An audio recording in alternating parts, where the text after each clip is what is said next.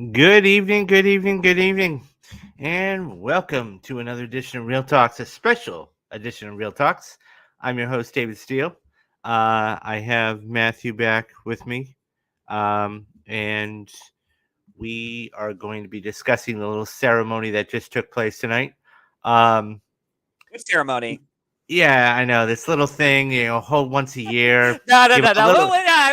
I'm only joking. I'm only I joking. I know love that. this. I know. I I know. like I the know ceremony, that. but we'll talk later. Actually, so we are going to be talking about the big winners and the big losers, and what And I went got a home lot with of crow to nothing. eat tonight because holy Yeah, shit. so do I. I mean, a couple of them I knew I wasn't going to get, but yeah.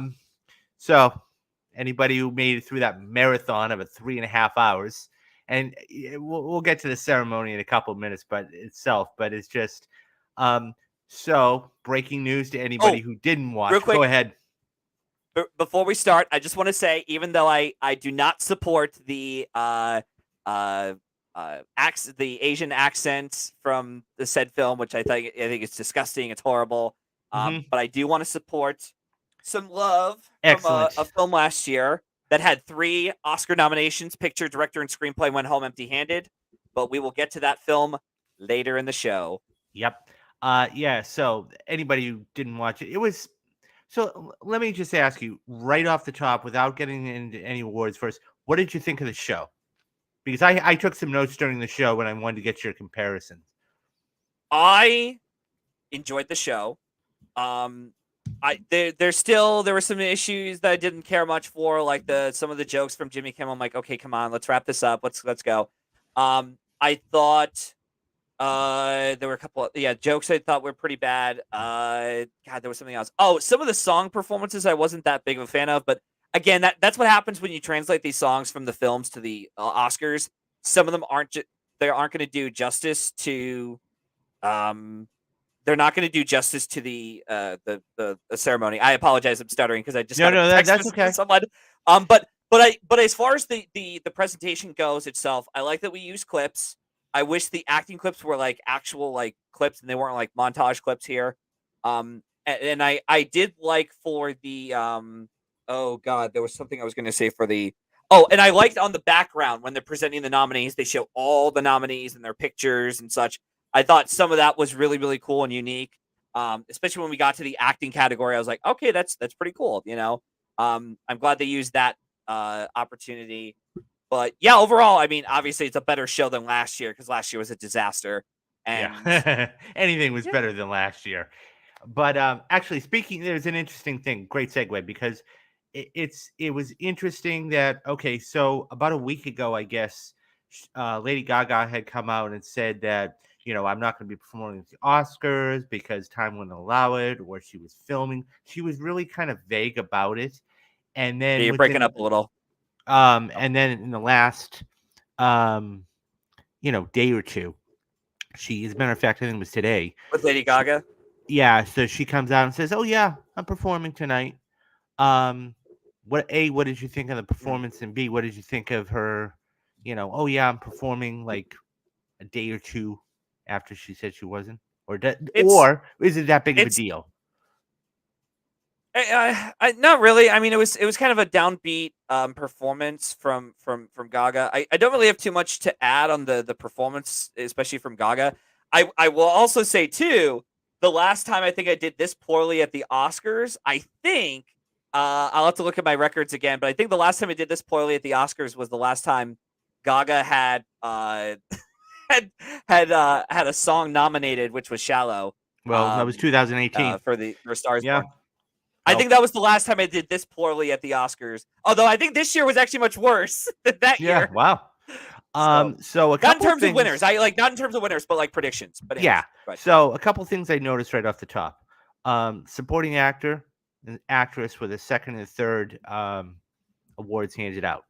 I thought that those would Yep. get put further in, deeper in the show, but the Pinocchio one right off the top, that was a slam dunk. You knew that he was going to take that home.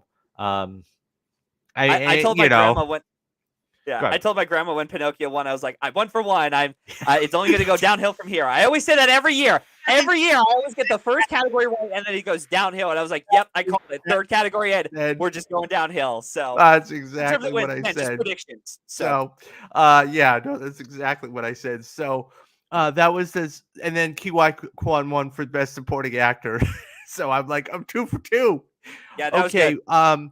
why were they doing it this early was kind of a question I had. Like, okay, Um, they I typically did go. They go for the supporting categories or writing first. I remember the year of Spotlight, and when that one picture, they actually gave that the award first of the night. mhm, And then sort of went through the other categories.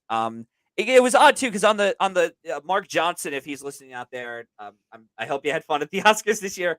On the little pamphlet he was given, it was shown like this whole set of it was like presentation, listings.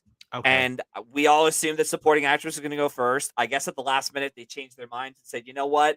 We're gonna go with the animated feature." I don't know what that was. I don't know what it was, but it looked like they updated that presentation order. I'm like, "Oh, that's weird." Okay. So, anyways, Um, the monologue, the opening monologue was 10 to 15 minutes.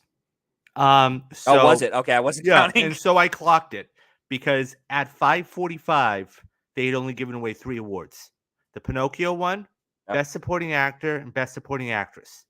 And 2 of those were done by Yes. one group of people. I'm like, this is going to be a long show. And it ran 3.5 hours. So I kind of figured that. Um, perfect. I According to Wikipedia, it said the show was 3 hours and 40 minutes. Yeah, give or take. I thought Yeah. the pairing of Michael B. Jordan, Jonathan Majors was perfect. Cinematography, I That was thought that cool. that was Yeah. spot on. And they, I mean, obviously they wanted to strike while the iron's hot, so to speak. I thought I that was gotta say, really good. yeah, I gotta say, that lead actress one with Halle Berry and Jessica Chastain presenting, that was a roll of the dice. I get it. Chastain won lead actress last year. It's tradition for the opposite sex to give Right, the right, right, award right, right, out to right. the other one. Yeah. But to have Halle Berry and there to help present lead actress, that is a big risk. I mean, Mhm. you look at 2 years ago, we all thought Chadwick Boseman was going to win the lead acting Oscar, and he lost to Anthony Hopkins, and it was the last thing of the night. Now, granted, they didn't do that with Michelle Yeoh, Right. but I immediately thought to myself, I was like, do not screw this up. Like with how Everything Ever All at Once is doing so well, do not do this now. Like this would be a crime. Like there will be riots in the Yeah. theater if this happened. But Um, I'm glad we avoided that. yeah.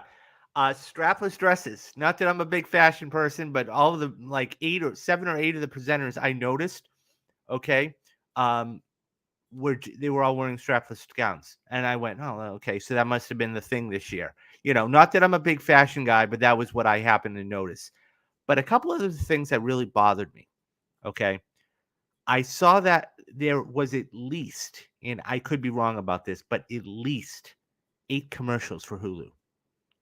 And I didn't even pay look, attention to that. oh yeah, 8 commercials. And look, I understand it's owned by Disney and everything else, but at the same time, come on.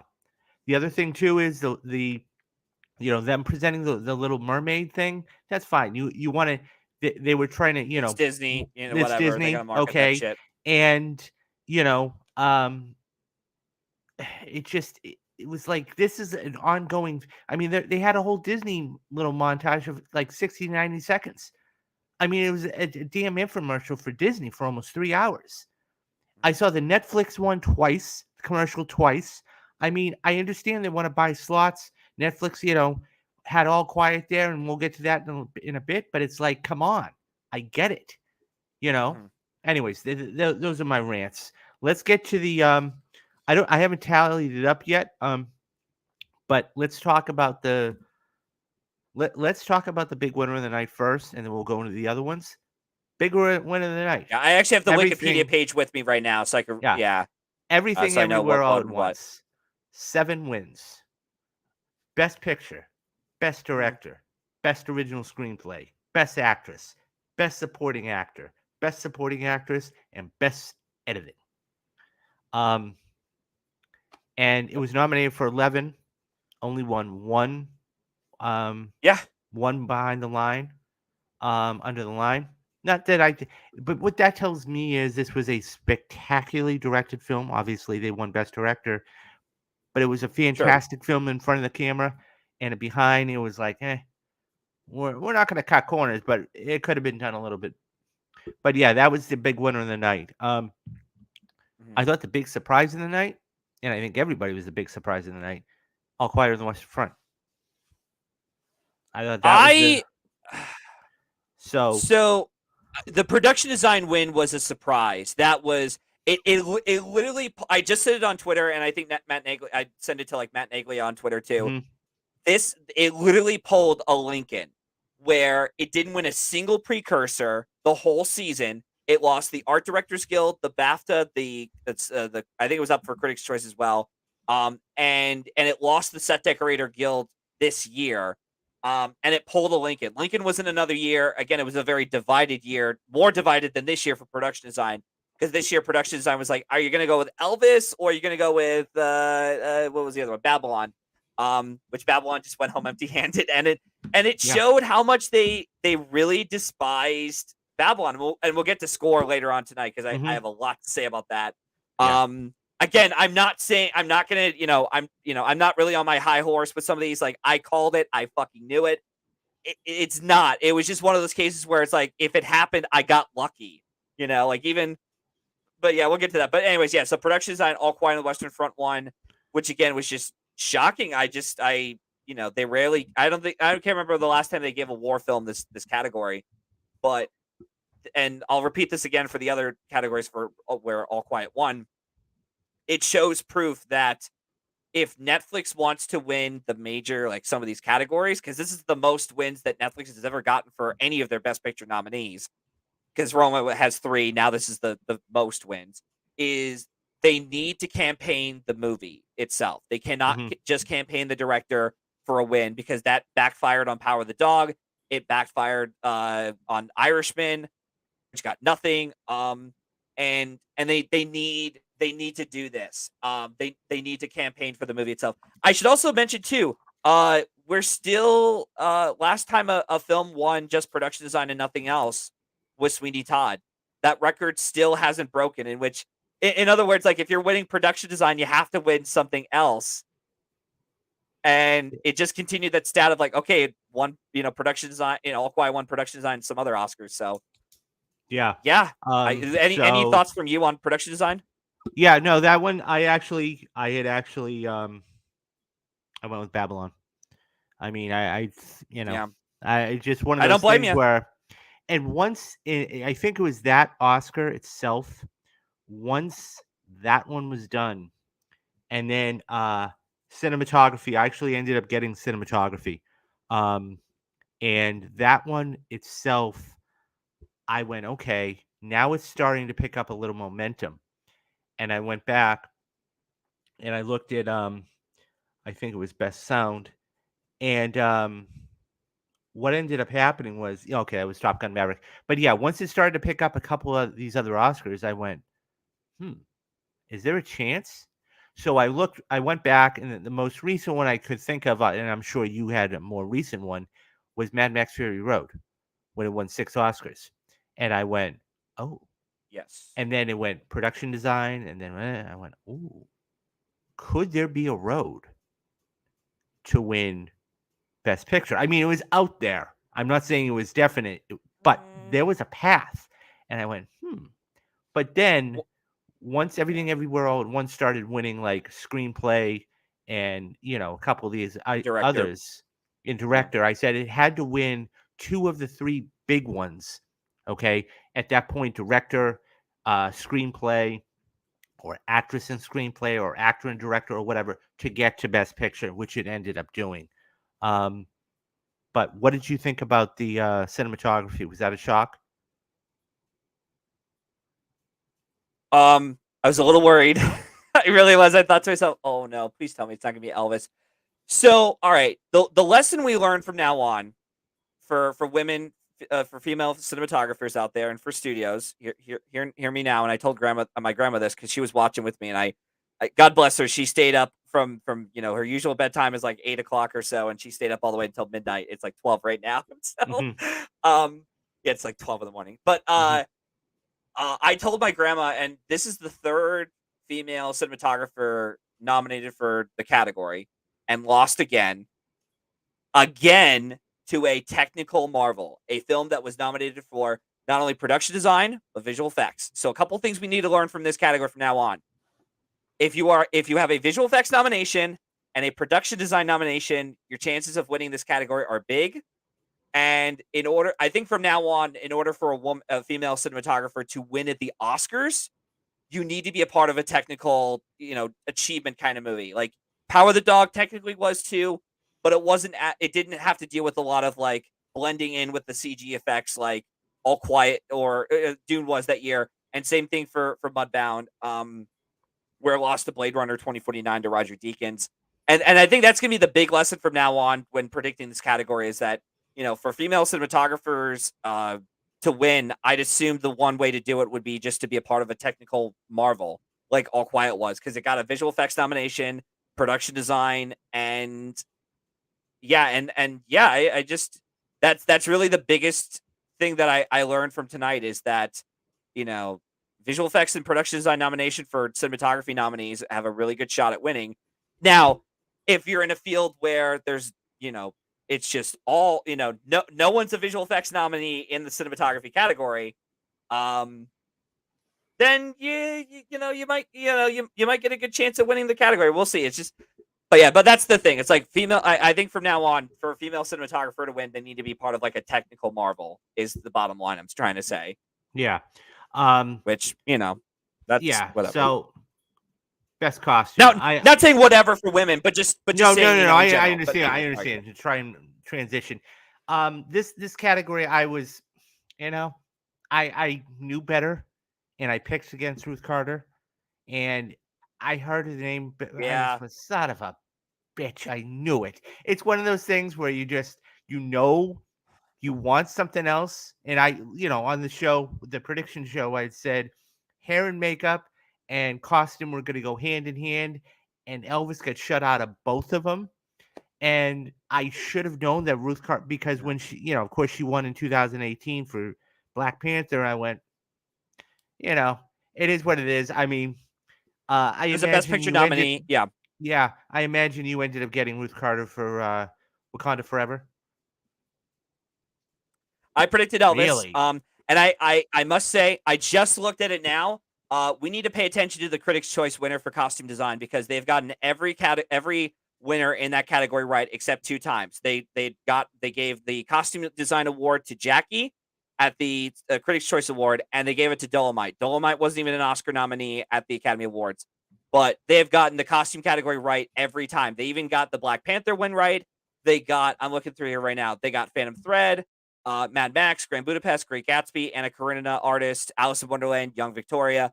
Like we need to again, we need to see what the year is altogether. But yeah, Critics' Choice has gotten this right except for 2 occasions, and that's just something we're gonna have to look at from here on out.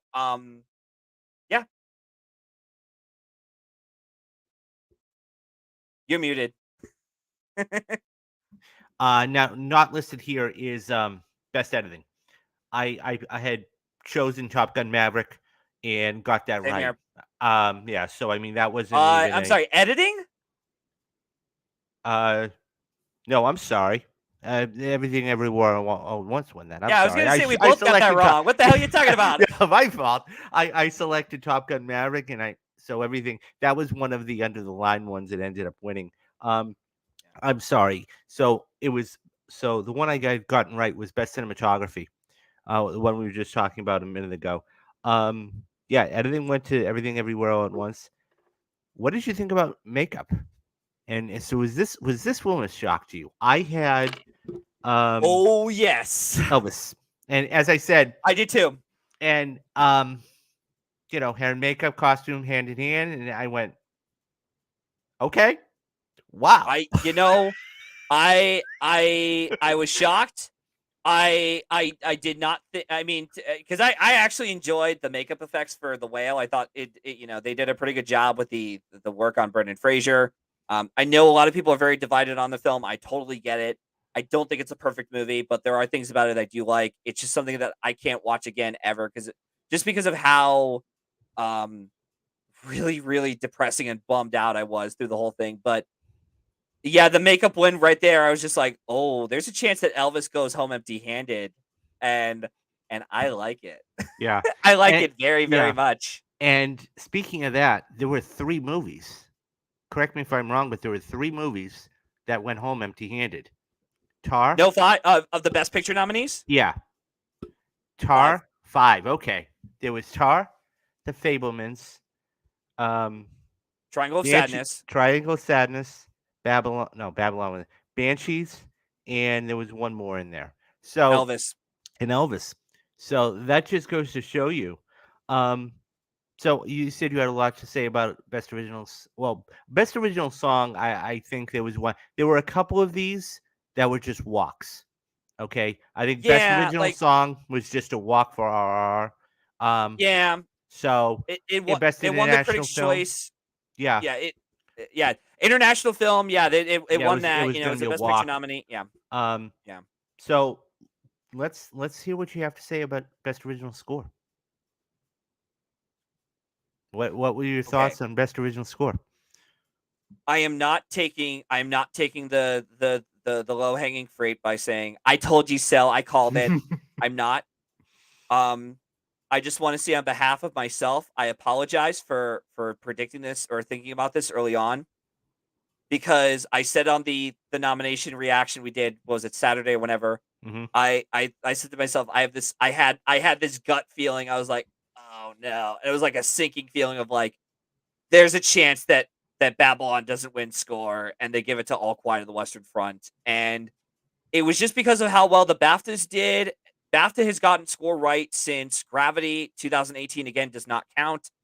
A Star is Born was there in lieu of Black Panther, and it still beat out the 4 nominees there for score at the BAFTA and then the Oscars as well. They lost there. And it had a sound nomination too. It continued that trend as well. And yeah, and Netflix really campaigned their asses off to get Vocal Bertelman. I think I pronounced that name right.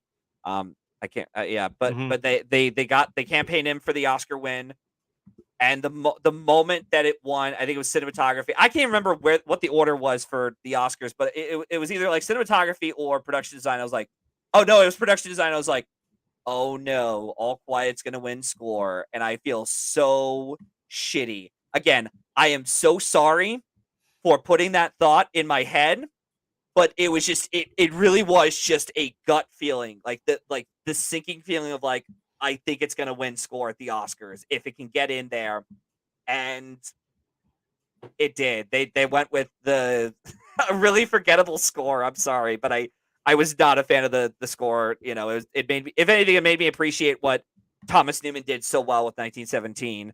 And I'm not even a huge fan of that guy's scores usually. But anyways, so Yeah. you have any thoughts on score before we move on? Yeah. Well, I mean, I picked All Quiet.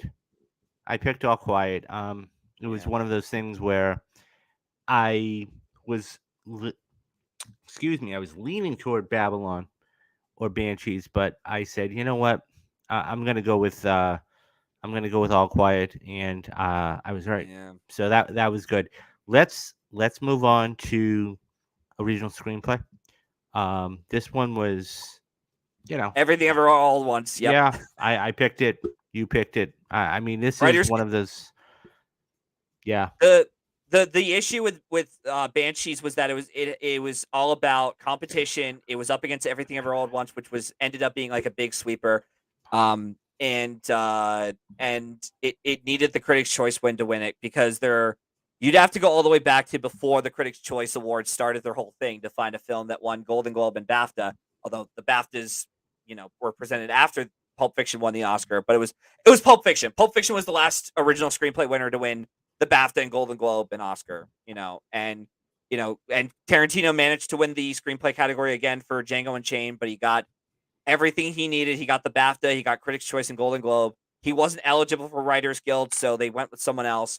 And yeah, again, just everything Every Old Once was just going to be like, this is going to happen. It's going to sweep. And once I got that Writers Guild, I was like, okay, I feel pretty confident with this winning the Oscar. So yeah. Yeah.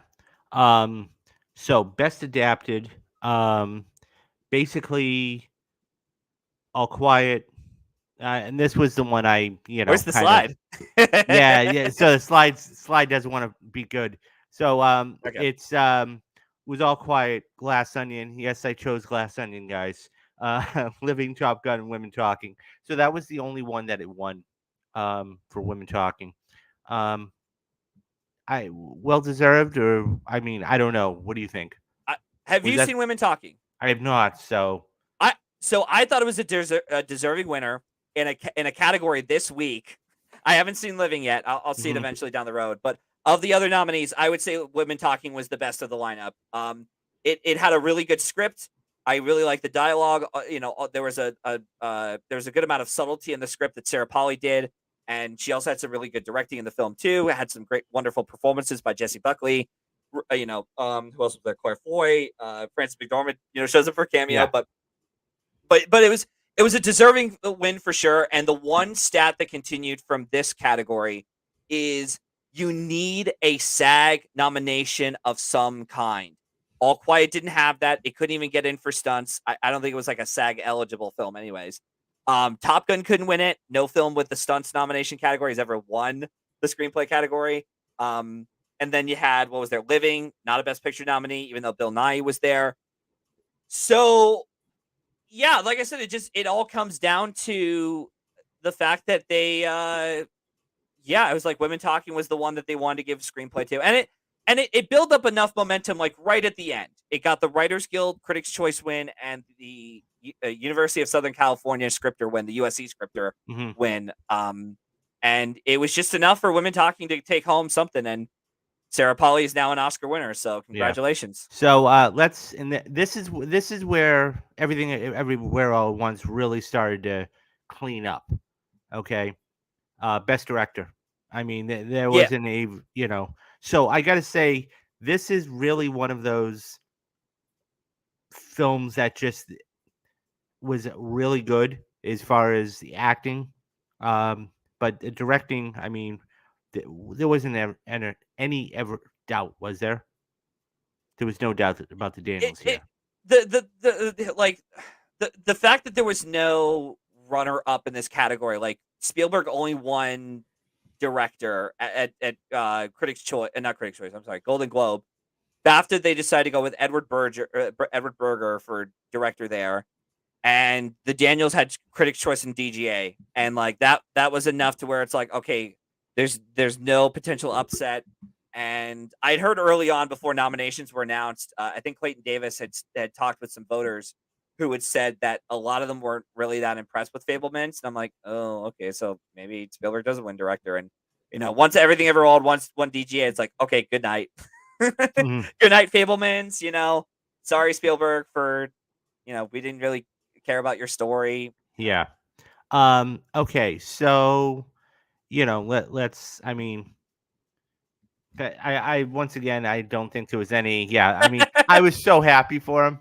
I know I It's one was of too. those. I was It's one of Yeah. those things where you're dying to see the acceptance speech, and it was just an amazing, probably one of his best. I mean, he had nearly swept the guilds. I think the only thing he didn't win was BAFTA, so it was like, okay. Which was like a pebble in the shoe, yeah. Exactly. Um, so let's best actress. Once again, I think one screenplay, the Daniels had won best director. Once it won original screenplay, I don't think there was any doubt that Michelle Yeoh was going to win best actress.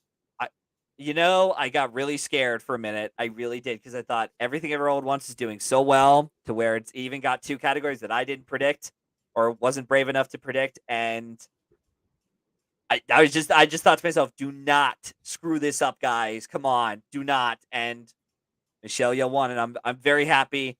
Yeah. Deserving win for her. Blanchett's a really good winner. It would have been a really good winner too, but it just showed how much how little strength the film had. And I also want to give a shout out to Zoe Byron for I think she stuck with Michelle Yeoh all season. And especially for writing that Bad Girls article. If you guys ever get a chance, you got to read it. It's really, really good. I'm not sure if you read it too, David. No, in I terms haven't. of, I like, haven't had a you- chance. you- I'll send you the link afterwards. You got to read it though when you get a chance. But it's gonna show. So all right. So the other thing I also want to say about the lead actress category is from now on, I am only predicting these acting wins based off of either sweepers or where the momentum is lying. Which one is the stronger film? We'll get to lead actor in a minute, and we'll get to supporting actress in a minute. But in particular for lead actress, we need to keep an eye out on like which one is sweeping all the awards, and if you're not, then who's in the stronger film? Because it happened with Frances McDormand for Nomadland. She managed to upset and win the Academy Award because she was in the Best Picture frontrunner. And Olivia Colman managed to beat out Glenn Close for the Academy Award. So we got to keep that in mind. And also, Josh Parham, I don't know how the hell you did it, you son of a bitch, but you managed to predict this category right. I will forever call you the king of lead actress predictor. Just wow. I am just, like I said, I'm over the moon for this win, and I'm so happy. And like I said, this win is going to definitely teach me a lot in terms of like predicting for future acting categories now from here on out. So yeah, I've no issues with this. And again, congratulations, Michelle Yeoh. You deserve the Academy Award. You're muted again. It's always a running theme when I'm on here. That's like the second or third time. Yeah. Yeah. Not pictured here, but I want to talk about as Best Supporting Actress. Were you surprised or shocked? Yeah, I was a little surprised. And it just, grandma, my grandma still hasn't seen the movie yet. Everything Ever All at Once. I will show her in a couple weeks probably, but the lesson was that she managed to win because she had like a big momentum film with her, a Best Picture frontrunner. Just that she broke the record that previously was held by Morgan Freeman, which was to win only SAG and then translate to the Oscar win. And it had to happen since. Oh, and also too, it's the Everything Ever All at Once is the third film to win 3 acting categories and the first film to do that with the Best Picture winner. The other 2 films were Streetcar Named Desire and Network. But yeah, no, like I thought Curtis was good. Probably the weakest of the lineup, but like it happens. These kind of things happen. So I'm at least happy that she has an Oscar. So. Yeah, no, absolutely. Did you happen to see that Disney Plus series that's supposed to be released in May? It's going to be with Stephanie Hsu, Michelle Yeoh, and Jamie Lee Curtis. No, I don't remember what it Kiwi was off Kwan's the top in of it. I have to look to see what the title is, but it's May 24th. American Born Chinese. I'm not sure. I didn't. Yeah, really that's look. it. Yeah, that's what it is. Yeah. Yeah, American Born Chinese. Yeah. Yeah.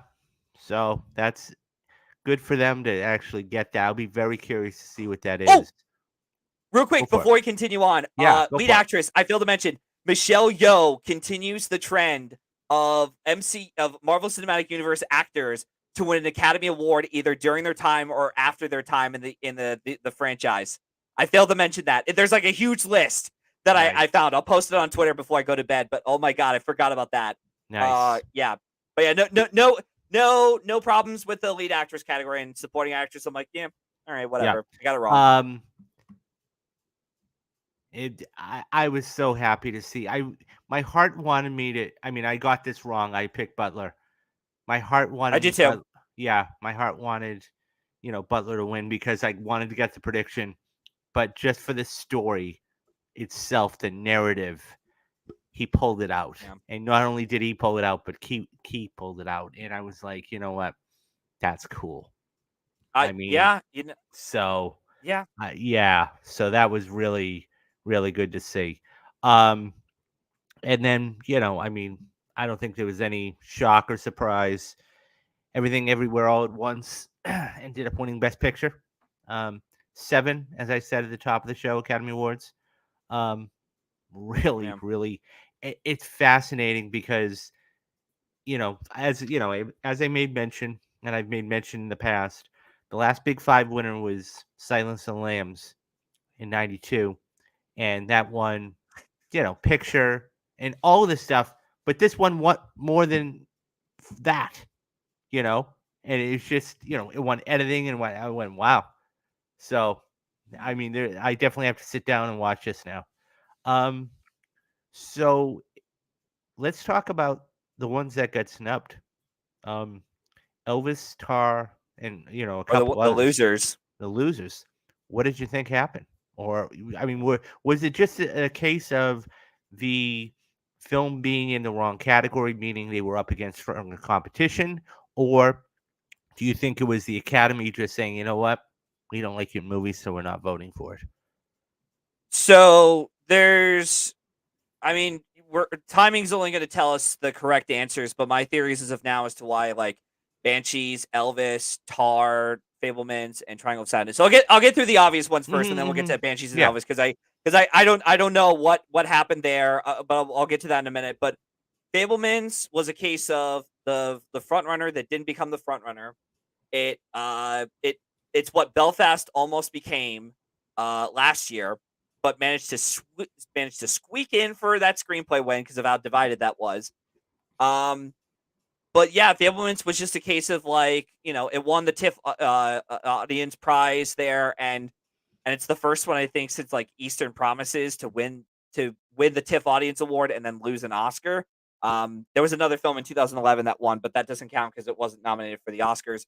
Tar, just a very cold movie. In fact, if you look at the anonymous ballots, it showed how a lot of them were they felt it was very pretentious, and they didn't understand the point of the film, even though they thought Blanchett was really good in it.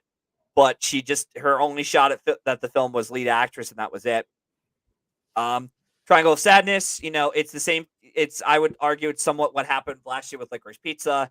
It was only in picture, director, screenplay. If you're in more categories, your chances of winning something are big. You're not guaranteed an Oscar, but like you might win something. And then with the case of Elvis and Banshees, I just think maybe Banshees, part of the reason why it lost was that it didn't have that much of a strong narrative behind it in terms of like campaigning awards and such, and that it was very depressing for some. I thought it was pretty funny. Personally, I actually found it to be the most interesting film that Martin McDonagh's done, and probably the best thing that I've liked of him. And then with Elvis, I just think it was the fact that it was in a really competitive category. And, I guess the reason why Austin Butler lost was because he's just pretty damn young of an actor to win. Well, you had made the point, I think, right, that he was like on the prediction show. It made the point that he was like the fourth youngest. He would be the fourth youngest, yeah, to win. So I mean, I think like I said, he's 34, 33, 34. So I mean, he'll be 31. Back. Okay, 31. Oh yeah, he'll be back. I don't know. I don't know if Austin Butler's going to come back because I think this might be a one and done kind of deal for him. Just because unless if he were to do something as extraordinary or something that really blows the minds of the voters, I don't know if that's. I don't know if he's going to come back, but I did want to say, we'll get back. Going to get nominated again. We'll see because we don't know what his career is going to be like from here on out. We'll see because it's like because I had thought years ago that Timothée Chalamet would come back before Daniel Kaluuya would, and the reverse happened. And like we don't know yet what his career is going to turn out to be. Because he's got Dune 2 coming up, and he's got a couple of other projects on hand. But I don't know. I think now that I won't say roadmap. I think that he has some sort of idea. Look, it was a really. All the stars aligned, I guess. But, sure. It's one of those things where I could see him getting a nomination. Maybe not, next year. Look, I don't think he's going to do definitely not next year. With what Bradley Cooper did, okay? Get 4 nominations in 6 years. Hold your horses, Will. No. I'm not. I'm talking about the 2010s. Oh, okay. Yeah, all right. Yeah, I don't think he's going to do what he did. 2012 was Silver Linings Playbook, 2014 was, or American 2013 was Sniper, American and Hustle, yep, American American Hustle and Sniper, and American then Sniper. Star Yep. is Born. I don't think he's going to do that, but I do Yeah. believe he's going to be back. He's got We'll see. It's tough to tell now. Like, we just ended the Oscars, and we'll see what happens. Like, Yeah, I don't know. Like, I think Colin Farrell will probably come back to the Oscars. I think he yeah. will come back. Maybe Paul Mescal. I don't know if Bill Nye is going to come back. But and while we're on the subject of lead actor, Mhm. real quick with Elvis, we still haven't. We still have yet to have a what is it? A lead actor winner in which the film was released in the summer since Gladiator. And that was a much stronger film than what Elvis did, you know? Question. So this is one of the first times I can think of. I mean, we had been saying on this show, and I had been saying, and you had been saying for the longest time, biopic, biopic, biopic, biopic, biopic. If you do a biopic, you're probably going to get an Oscar. If you do, but do you think this might actually the Academy? And I understand it's only 1 year. Do you think this might be a trend starting? And I understand, like I said, it's only 1 year. We have to see what happens next year. You know. I was just on a call. I'm glad you asked that question because I was just on a call with my cousin Daniel, all the way in Hmm. the West Coast, and he asked me that question too. And the thing about oh wow, okay, sorry. I'll get to what I was wowing about, but the thing about what still fit the mold for Frasier was the transformative performance. Elvis, but Austin Butler technically didn't have that. At least I didn't feel like he did personally. But Frasier had the more transformative performance. He was in a fat suit. He had the heavy makeup on him. And what I find interesting, and I got to shout out to Adriano because I know he was like, losing his shit because I'm going to say this on air right now. The last two award shows, SAG and Oscars, he went to church and he took a selfie behind, with the cross. I think it was like the church sign Hmm. behind him or whatever. And he took a selfie and he said something like, I'm sending my prayers to Brendan Fraser for the whale, Nice. and he managed to do it twice. Right So on. he's over the moon with that. But he brought up early on in the season last year that the TIFF tribute acting award that has been given out since Joaquin Phoenix won the award there. Anthony Hopkins managed to win the award there. Jessica Chastain last year won the award there, and not Austin Butler, Brendan Fraser won that award there. And I'm curious to know how that stat's gonna hold up from here on out. If nothing else, it just continues the whole transformative performance here. That's all it's gonna continue. And then what else was yeah, it just Iron Lady itself and Eyes of Tammy Faye itself into the win. And on top of that, I gotta say I really was doubting Frasier because just because his film didn't get a Best Picture nomination, it wasn't a front runner in makeup as I thought it would have been, or been like, again, when that one makeup, I was like, holy shit, this actually Yeah. might win lead Yeah. actor. We'll see. Yeah. Um, but like there was just so much stuff going on in my brain. Oh, and it beat the record for a non-Best Picture nominee to win the lead acting category. Last time they did that was Jeff Bridges for Crazy Heart. And yeah, I wasn't too sure if Fraser could pull it off. I really thought Butler was going to do it.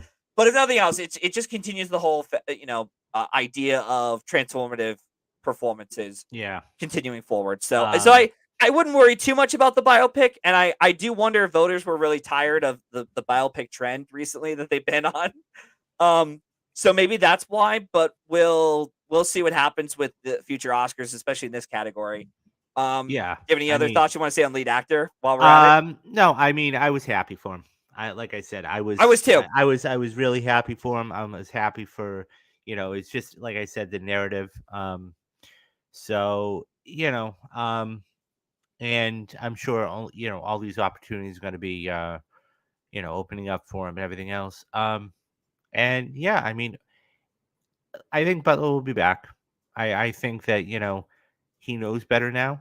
Um, he's gonna, take whatever role and play the, you know, when it's interesting because I think about what Tom Cruise said to Glenn Powell. So when Glenn Powell actually, they wanted him to play a different character in Top Gun Maverick. And so Tom had to actually convince him, and he sat down and he's like, it was so nice to meet you, blah, blah, blah. He's like, I want a career like yours. How do you do it? And he says, you don't pick the movies, you pick the roles. Yep. And so, this was a role. I think now Austin can start picking the roles rather Sure. than the movies. And once that happens, he's going to start getting on a level. I mean, this definitely for me was a career defining performance for him. Even though he didn't win the Oscar, and even though he had all of these things going against him, I would be shocked if you didn't see him back the next 5 years. I really would. He could come back. We'll have to see what performance he gives, because like I said, it's just like, yeah, we don't know what's in line with Austin. I'm trying to think if there's anything else I was going to say for this lead actor category. No, I mean, yeah, you know, I'm just really happy for Frasier. I'm glad he won it. I said earlier, I get it. It's a divisive film. Not everyone's going to love the performance. I personally was very moved by it, by Mhm. Frasier in the film. I thought he was very good. Despite the film itself being flawed, and I'm never going to see it again just because of how depressed I Yeah. was watching it. And when it was over, I was just like, okay. Yeah. I was like a Yeah. one and done. I'm never. Yeah. Yeah. So it's just, and now for the critics and everybody, the pundits and everybody that does this, not now. It'll probably take a few days, but maybe come maybe August or September, they're gonna start to look. And all those that are going into like all these film festivals, they're starting to see films that are um, possible contenders. We'll hear about them later on, but I think August and September is when this whole award season is going to start to pick up again. Now, I saw something the other day on Twitter. Everything Everywhere All at Once was in movie theaters for a year. Yep. That's crazy. And it's crazy because, what we've gone through with the theatrical window and everything else. I mean, that's incredible. And, Yeah. this you can't say enough about this movie. 7 Oscars is Well, just awesome. And the other thing too, and there was one other thing I want to get back to. I'll get back to actor in just a Yeah. minute. But with Everything Ever All at Once, it just like the moment it ended, I thought to myself, while I'm not the biggest fan of the film on my first watch, we'll see what happens on a rewatch for me. I definitely saw like the not necessarily like Oscar bait stuff, but just more like I could realistically see this win the Best Picture prize, because it had the underdog narrative. It was a crowd pleaser, and on top of that, it had something to say. And yeah, I stuck with Everything Ever All at Once for most of the season. And this is like the fourth year in a row I've gotten Best Picture right, and Yeah. it really Well, was I PGA mean, that was I like, don't want to, the- but I think the momentum kind of helped. yeah, the Like, momentum I definitely helped. mean, it was one of those yeah. things where it wasn't like, It was like okay, it was like Coda last year, where it was like, okay, momentum's really pushing the way for Coda. And ironically enough, 3 years in a row, it was the PGA award that was like, yep, if it could win on a preferential ballot, it could win Best Picture. And I was like, Yeah. okay, Yeah. and there was actually one other thing, two other things I want to mention Yeah, go about the for it. acting categories. I forgot that this year we had only two performances nominated for biopics this year. The rest were all original characters. So I guess that sort of decreased any odds or chances for a biopic performance to win this year. And then the other thing was, I think this is the first time since fucking Crash won Best Picture, and all of the acting winners were first time nominees, and they won on their first go around. Wow. And that was, I think, the last time that we had the most first time acting nominees. Period.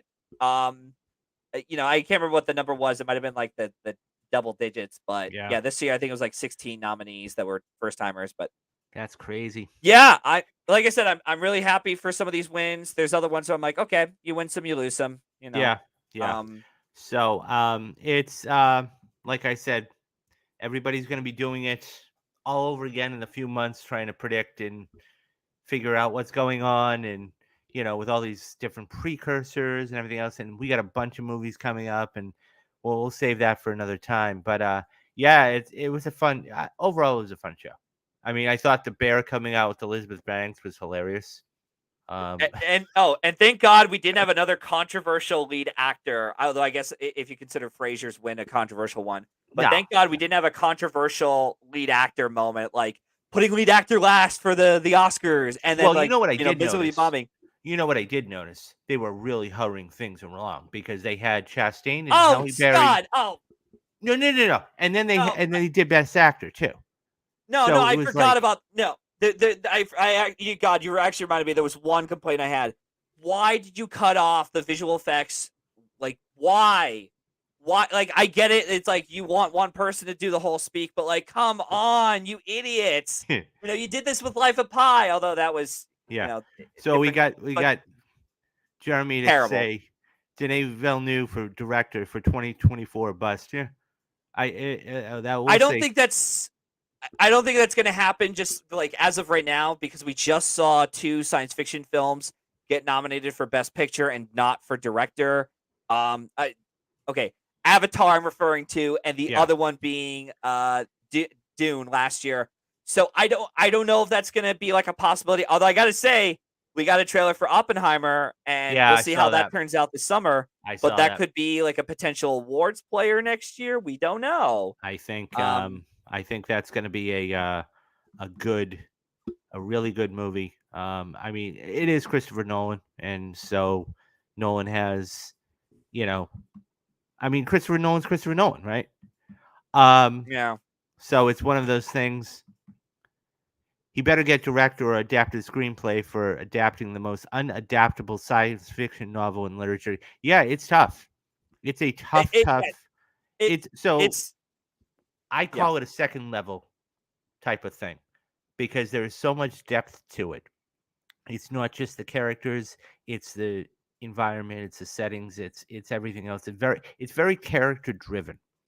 So right away, it's not harder than original, obviously, but it's one of those things where now Dune. Correct me if I'm wrong, but Dune didn't get it adapted when the original Dune, the first time around, did it?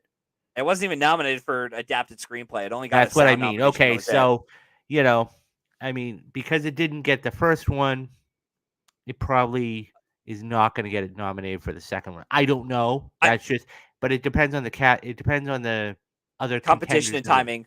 Exactly, and the contenders in there. I also want to say too about the adapted screenplay lineup.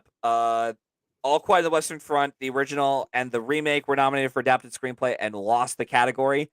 Again, it's all about timing and competition, but they usually don't give the remakes the awards. Look at Little Women.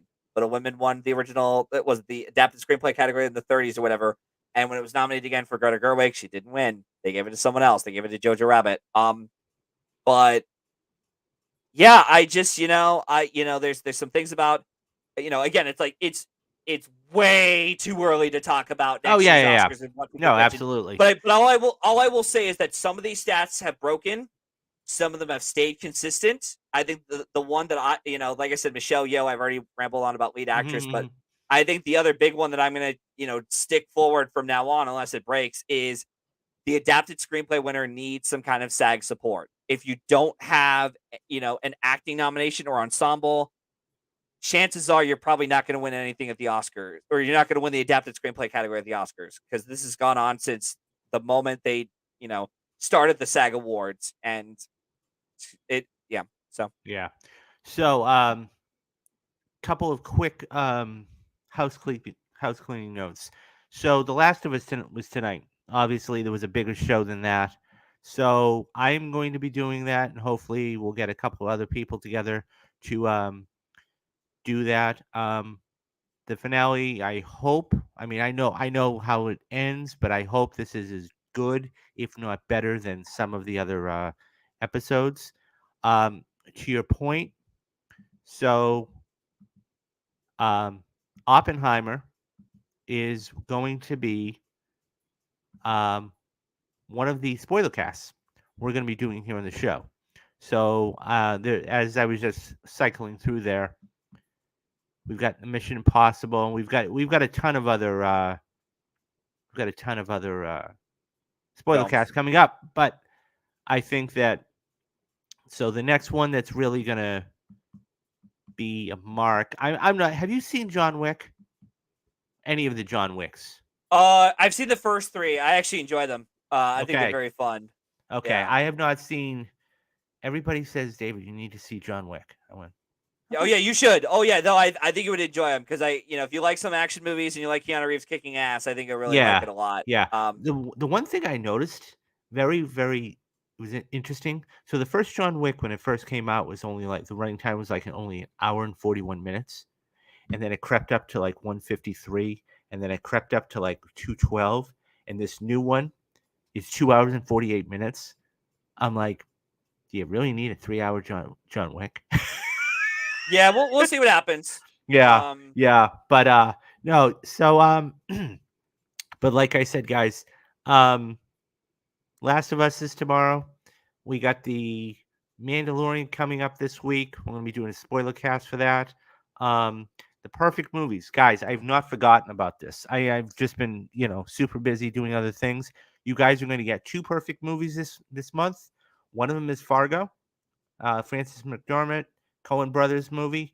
The other one is yet to be determined, but you guys are going to be getting that. Actually, first reactions. The perfect movie for this month is the 1996 movie Heat with Robert De Niro and Al Pacino. Yeah, I could go on for hours about that. Amazing movie, but yeah, and then interviews and guests like Matthew coming on talking about Oscar stuff or anything like that. Yeah, guys, if nothing else, even if you pop in here for a couple of minutes, please do what the ticker says. Hit that like and subscribe button because I'll tell you, it gets it out to everybody, and that's what I want. I'm trying to be. Everybody loves movies in some way, shape, or form. Tonight was the biggest night for movies. A year from now, we should be right around this time talking about this. Maybe we'll even have Matthew back, and maybe he might even do better than he did this year. Who knows?